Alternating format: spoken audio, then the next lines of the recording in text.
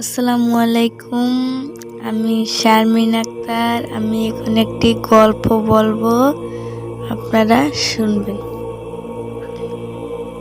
কয়েক মাস আগের কথা। সেদিন প্রবল ঠান্ডা হাওয়ার গায়ে জ্যাকেট পরে বিকেলে বই কিনতে আন্দরকিল্লায় গিয়েছিলাম। শীতের মধ্যে টুপটাপ টুপটাপ করে অল্প অল্প বৃষ্টি হচ্ছে। সেই বৃষ্টিতে ঠান্ডা আরো বেশি বেড়ে গেল। কিছুটা হাড় কাঁপা নিয়ে বই কিনা শেষ করলাম। আন্দরকিল্লা এদিকে জেএসএন হলো আমার এক পুরনো বন্ধু। থাকতে ভাবতেছি ওর সাথে দেখা করেই যাব। ওর আবার ঘর থেকে বের হতে চাচ্ছিল না, কারণ তখন প্রবল অনেক শীত। আমার কথায় হার মেনে ওকে আমি ঘর থেকে বের করে নিয়ে আসলাম। ঠান্ডা ভাব দূর করার জন্য চা খেয়ে কিছুক্ষণ চায়ের দোকানে আড্ডা দিলাম। নানান রকম কথা বলতেছি মনটাকে ভালো করার জন্য। তবে চায়ের দোকানে আড্ডা ভালো না জমাই চলে গেলাম ডিসিএল ছিল। বেশ নিরিবিলি জায়গা। দেখতেছি কয়েকটা জুটি বেশ আড্ডাই দিচ্ছে। কেউ কেউ মোবাইল নিয়ে কথা বলছে। দেখে যা মনে হলো তা স্বাভাবিক কথা না, প্রেম করছে মুঠোফোন। এইসব দেখে মনটা বেশ অন্যরকম ফুরফুরাই হয়ে গেল। কি আজব পরিবেশ! শীত পড়তেছে, তার প্রতি কোনো খেয়ালই নেই। পাশে দেখি ফ্লাক্স নিয়ে চাওয়ালা চা চা করে।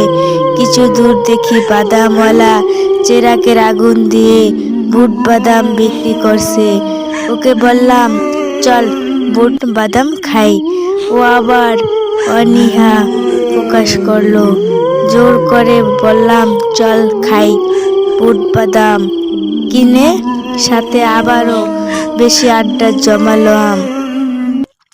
আড্ডা দিচ্ছি ঠিকই, কিন্তু চোখ আমার সবখানে। কে কি করতেছে না করতেছে লক্ষ্য করতেছি। দেখি একটা দম্পতি তার মেয়েকে নিয়ে ডিসিহিল এই মঞ্চে থাকা জায়গায় বসে তারা কথা বলছে। আবার একটা ছেলে একটা মেয়ে হাত ধরে হাঁটাহাঁটি করছে। হঠাৎ দেখি একটা মেয়ে গেট দিয়ে ঢুকে একলা একলা কিছুক্ষণ ঘোরাঘুরি করতেছে। ওর সাথে পাশে কেউ নেই। আমাদের পাশে থাকা বসার জায়গায় কিছু দূরে বসে আছে। মেয়েটার সাথে দেখি কিছু দূরে বসে আছে। মেয়েটার সাথে দেখি আসলেই কেউ নাই। কিন্তু রাত তো হয়েই এলো, শীত পড়তেছে। একলা একলা বসে থাকা মানেটাই কি? গায়ে কোনো শীতের কাপড়ও নেই। সালোয়ার কামিজ পরা মেয়েটি চেহারাটা পরিষ্কার করা বোঝা যাচ্ছে না। আবছা আবছা আলোতে কিছু দেখছি।